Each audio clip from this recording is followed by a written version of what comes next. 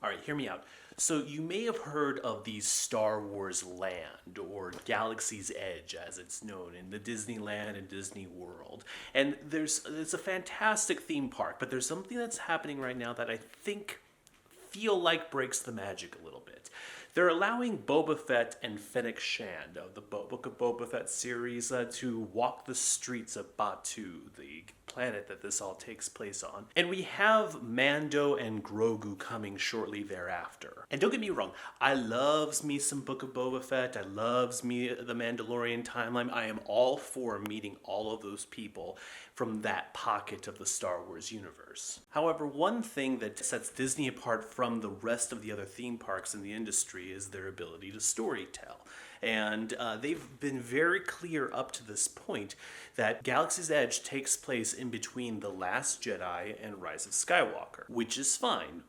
But then why are these other people from other parts of the timeline showing up at Batu? You may say, Patrick, what does it matter? Well, of course it matters. And in a certain way, it does make sense. I understand, it does make sense. The Mandalorian timeline has become much more popular, arguably, than those two movies. And so it makes sense that they would want to not only capitalize on that financially, but also I would love to meet Grogu and Mando. I would love to meet Boba Fett and Fennec Shand. So, to a certain degree, I can understand that they feel like they're giving people what they want. And I completely get that. But I think that there's a way to do this that doesn't feel like you're just shoehorning characters into the land. Instead, you can do some light retheming. You see, what I'm talking about is that you actually look at the land and you do some light retheming that is a little bit cheaper in comparison to building whole new lands or whole new rides.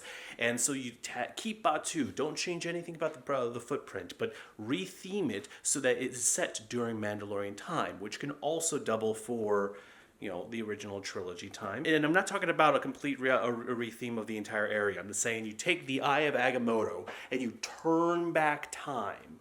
You turn it back so that it's set during the original trilogy, but it's still Batu. Now again, with this retheming, it's a little extensive. You're gonna have to do some retheming around the rides. So like a Millennium Falcon ride, that has to become like a Razor Crest ride. Or you do Rise of the Resistance, instead of that, maybe it's Rise of the First Order. But the point being that you can do a completely different timeline in a completely different land. And not only will you be able to use the same ride systems, but you'll also be doing something that I don't think any other theme park has actually done, because you're going to keep Disney World's Galaxy's Edge the exact same as it is right now. So you have the sequel trilogy, the original trilogy slash Mandalorian time in Disneyland, and they're building a Galaxy's Edge in Disneyland Paris, and so we can turn that into a prequel trilogy, Galaxy's Edge, and there are a lot of prequel trilogy fans these days.